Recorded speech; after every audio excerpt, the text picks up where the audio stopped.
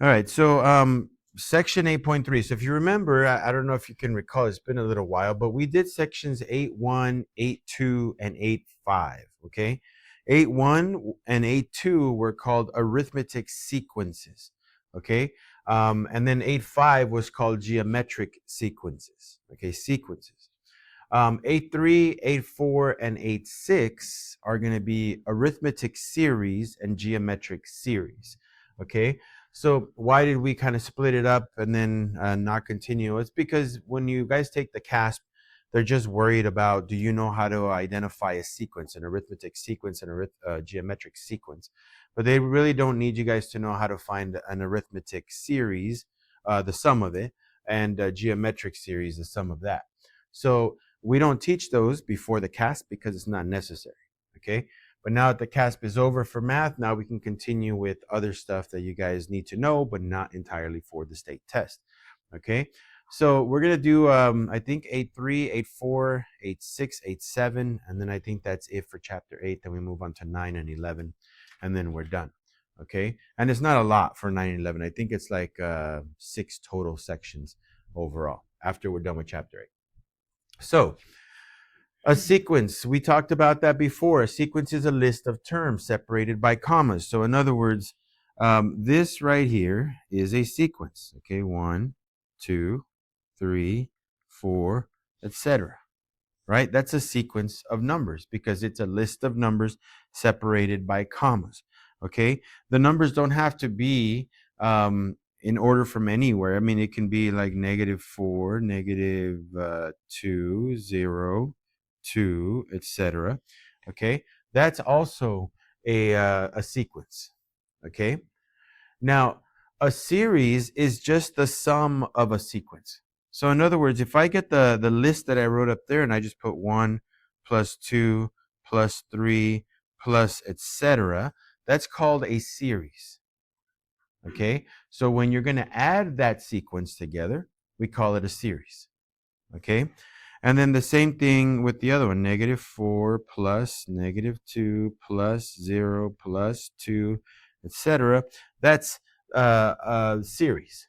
Okay, so all you have to do to distinguish the thing between one and the other is a sequence is just a bunch of numbers separated by commas, and a series is when you sum the sequence, when you add them up. Okay, now you might say, well, yeah, but this is subtraction. Well, yeah, but I'm adding -4 plus a -2. I'm adding them. Now, if they result in a subtraction, so be it. But it is a sum. Okay. Now, there are two formulas that you can use to sum an arithmetic series. Okay, it just depends on what's given to you. Maybe they give you the number of terms that you're supposed to do. Okay, and they give you the first term and the actual term they want. Okay, so if they give you the n value and you know what a sub n is, so a sub n means an nth term, right? So a sub 1 is the first term, a sub 2 is the second term, a sub 5 is the fifth term, a sub 10 is the 10th term, right? So if they give us the required information for this formula, they need to give us the n value, a sub 1, and we need to know what the a sub nth term is. You'll see what we talk when we're talking about that right now. Um, so if they give us that information, then we can just plug it into this formula and find its sum, okay? But you can see right here, it says S sub n is equal to n over 2 times a sub 1 plus a sub n. N is the term you want to add up to. A sub 1 is the first term. A sub n is the nth term. So I put in parentheses right here. If we were to write S sub 5, that means we're adding the first 5 terms. S sub 10 means we're adding the first 10 terms, right? So it depends. The n value tells us how many terms we're going to be adding together. And it's usually pretty easy to do this. It's not that hard if they give you the right information. Okay, so right now I'll write down the first example. I'll put down the formula again so we can have it. Okay, but notice example number 1 says evaluate the arithmetic series. In other words, find the sum. Okay, when they say evaluate, that means like solve for it. And when they say a series, well, that means you're solving for a bunch of addition. So in other words, find the sum. Okay, and they give us a sub 1, which is 12, a sub n, which is 40. and n, which is equal to 5. Okay? So, here's the formula we're supposed to use. N over 2, a sub 1 plus a sub n. Okay? So let me just fill this in. S sub n, n is 5. So in other words, we're adding up the first 5 terms. That's equal to n over 2, 5 over 2. A sub 1, that's 12, plus a sub n, that's 40. Okay, so all I have to do now is just simplify this. So it's 5 over 2. 12 plus 40, that's 52. Okay, and then I like to divide first. So 52 divided by 2, that's 26. So it's 5 times 26. I divided 52 by 2. Okay, and 5 times 26, I don't know what that is. Let's figure it out. I don't have my calculator here, so that's going to be 30. And that's 10, 11, 12, 13. That's 130. That's the sum right here of the first 5 terms. So you can see it's not that hard to do. You just, if they give you the right pieces of information, all you got to do is plug them in and solve. Okay?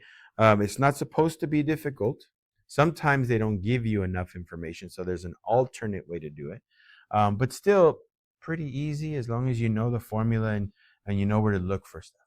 Okay? Let's do one more of these and I'll show you guys the alternate form.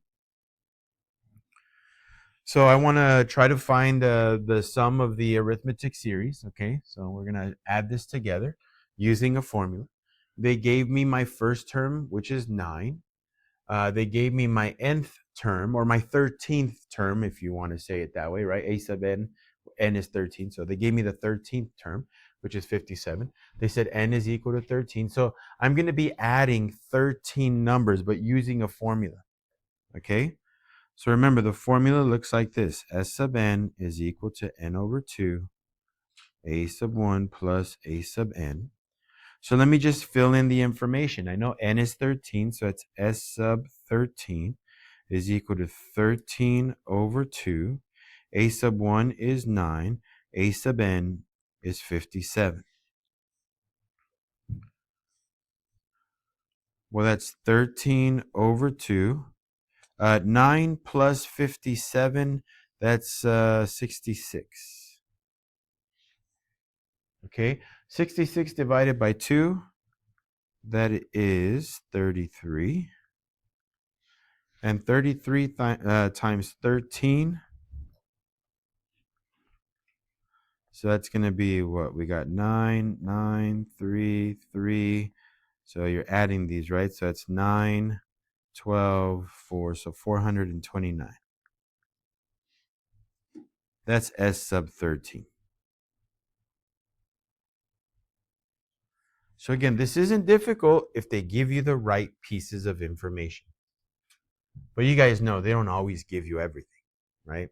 They always try to, at first they tell you, oh, look at how simple it is. And they're like, oh, now we don't have this. What do we do? Right? So there is an alternate. You can see right here at the very bottom, I put the alternate sum of an arithmetic series, right? There's another way, another formula that you can use in case they don't give you everything you need. So remember, to use the easy formula, I'm going to call it that because it is the easier one, all you need is an n value, an a sub 1 value, and an a sub n value. If you're given those 3 things, just use the formula and work it out. Okay, just plug it in and you work it out. It's pretty easy. Okay, but look at this one right here. This one, I need an n value, an a sub 1, and a d value. Not an a sub n value, a d value. The common difference. The formula obviously looks a little bit more complicated. It's not terrible. It is going to take a little bit more work to memorize this one. Okay? But this is the alternate sum. We still have n divided by 2. but it's no longer just a sub 1 plus a sub n. Okay? Now it's twice a sub 1 plus n minus 1 times d.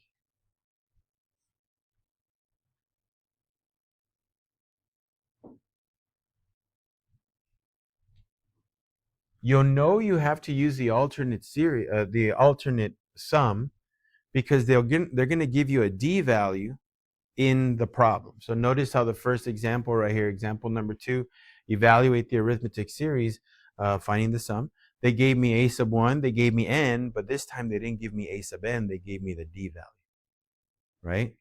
They said d is equal to 2.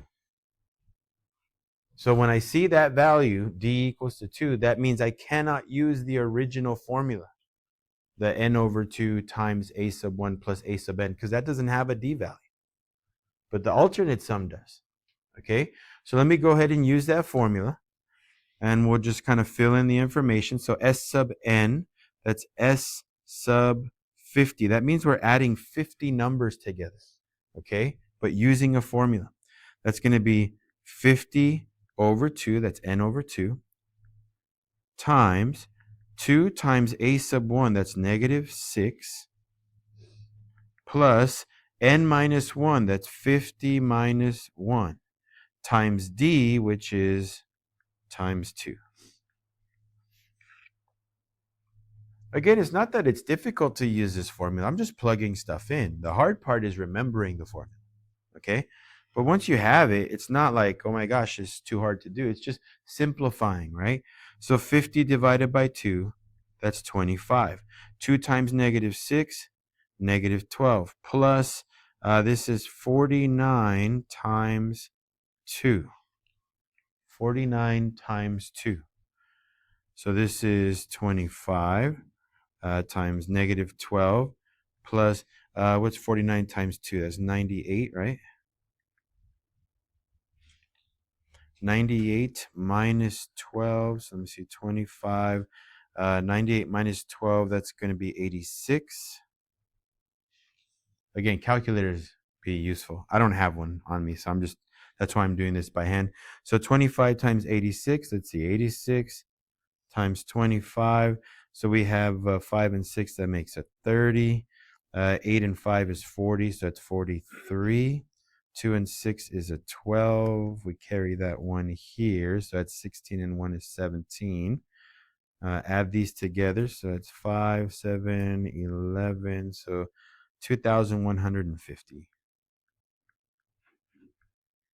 That's S sub 50. By the way, if anybody has a calculator out there, I'd appreciate it if you do that final multiplication. Just make sure that I'm giving you the right answer. Okay? So do 25 times 86. If I messed up, let me know. I don't think I did, but if I do, just let me know. So not terrible, right? It's just another formula. That's all. We got 2 more of these to do, and then we're done. So B and a C. But we already know the formulas. Let me write it down here. S sub n is equal to n over 2 twice a sub 1 plus n minus 1 times d. So all we're going to do is plug in the values. Again, I know I'm using the alternate form because of what? The d value, right? If it had an a sub 1, an n, and an a sub n, then I use the original formula. But this one doesn't have a sub n, it has d, so that means I got to use the alternate. Okay, so here we go. N is 25, so S sub 25 is equal to 25 divided by 2. 2 times a sub 1, which is 20, plus n minus 1, that's 25 minus 1, and d is 8. Well, 25 divided by 2, I'm not going to divide it because I'd rather divide by 2 later if I can. 2 times 20, that's 40, plus 24 times 8. 24 times 8, that's going to be 32. So it's 192. So it's 25 over 2, 40 plus 192. 192, if I add 40 to that, that's 2, that's 13, so 232.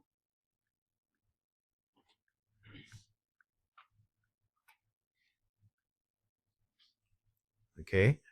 232 divided by 2. So you're just kind of noticing me here going by just going brute force instead of a calculator, right? So I'm going to divide 232 by 2. So 2 goes into 2 once, right? Nothing. It's going to go once into 3. So it's 112. That's 6. It's 116. So 25 times 116. And then last, got to do 25 times 116. So here we go. Again, if you have a calculator, double check me on this, okay? So so we have what? 30. That's 5, so that's an 8. That's a 5. And then when we multiply by 2, that's a 12. That's a 3 and a 2. 0, 10, 9, 2. So 2,900 would be S sub 25.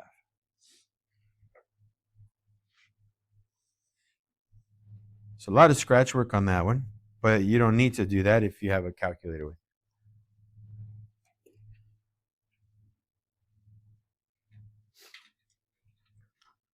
Did that come out okay? 2,900? Anybody able to check it?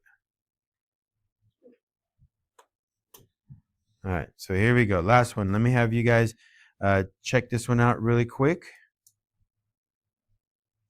So this one's completely different from the other ones we've done. They gave me n. What else did they give me? A sub 1. I know a sub 1. What's a sub 1? 31. So let me write that down. Okay. I know that a sub 1 is 31. Let me zoom back in. Hold on. I know that a sub 1 is 31. I know that n is 12. The question is, did they give me a sub n or did they give me d?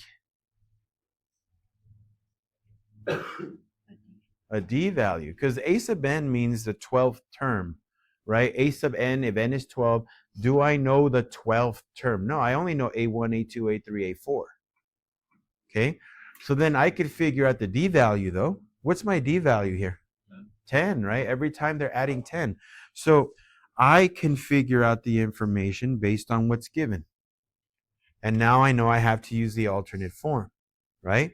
So S sub n, that'd be S sub 12, is equal to n over 2, that's 12 over 2, twice a sub 1, 2 times 31, plus n minus 1, that's 12 minus 1, times d, which is 10. Now I just start simplifying, right? So 12 divided by 2, that's 6. 2 times 31, that's 62, plus 11 times 10. So that's 6 times 62, plus 11 times 10 is 110. 62 plus 110 is 172. And 172 times 6, that's 12, that's 42, that's 40, 43. And that's a 10, so 1,032. Oops, let me write down S sub 12. So this is basically all you're going to be working on for homework. Notice, like I told you guys before, it's not that the work is hard to do. It's just a lot of calculations. Okay? So having a calculator is going to be helpful. I'll bring them out for you guys. And just knowing which formula to use, right? If they gave you a sub 1, n, and a sub n, then use the easier formula, n over 2 times a sub 1 plus a sub n. If they gave you a sub 1, n, but d, then you got to use the alternate form, okay? But it's going to be one of the two formulas. It just depends on whether they gave you the d value or if they gave you a sub n, okay? That's all it matters.